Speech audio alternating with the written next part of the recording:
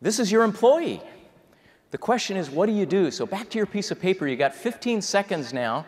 You just spotted Cletus snacking and texting rather than connecting dots with customers. What are you going to do? What's the first idea that pops into your head? Write it down. How many of you began with a 2x4? Maybe got that? So motivation clearly seems to be lacking. Perhaps that's one of the things to address. I want you to notice what your reflex would be, because that's your theory of behavior. If your theory of behavior is compulsion, giving orders, threats, that's a theory of behavior. That's a particular source of influence. What's yours? So here's the big idea that I hope that you'll take away, and that as you continue to study the book, which, by the way, our publisher was kind enough to provide for you, I'd like to thank them. You have in your bags a copy of Influencer. One of the big ideas I hope you'll pull out of your study of that book is this: influencers succeed where the rest of us fail because they do that. They overdetermine success. This is so contrary to what you and I do.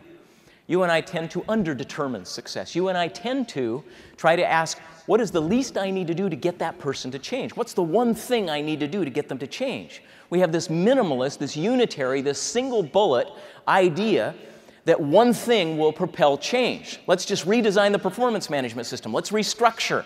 Let's roll out training. What's the one thing we have to do? What influencers do differently than the rest of us is they marshal a critical mass of all 6 sources of influence. It turns out that's how many unique sources there are. There are 6 reasons you and I do what we do. If Cletus is snacking and texting, there are probably 6 reasons he's doing it. Let's take these each in turn.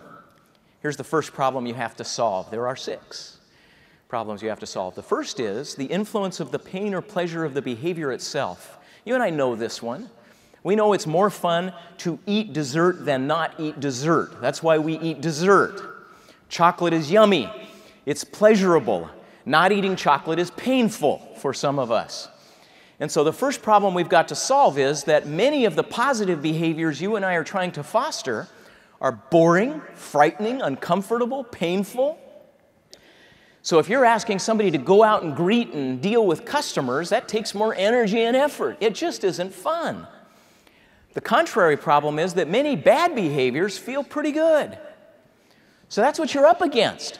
And the question we put to you is, if you're trying to create good hand hygiene in a hospital or great customer service in a restaurant chain, how do you compensate for that? How do you compensate for the fact that people just don't want to do it? And the very problem we have, the very reason you and I fail at influence is because we do what I just described. We compensate. We don't solve the problem, we compensate for the problem. So let's go back to Cletus for just a second. One of the questions you have to ask yourself as an influencer is, why is he not personally motivated? Why does he not want to do this? Is it because of moral defect? Is it because he's just lazy or self-centered? Influencers almost never conclude that. Or is it because of moral slumber? This is the direction influencers typically go. Is it not because he's a bad person, but because in the moment he's not thinking about good behavior? And if so, how would I solve that problem? So what do influencers do? They understand that you and I spend most of our lives morally disengaged. We're unconscious of the profound moral and human implications of our actions. Why does AIDS spread itself?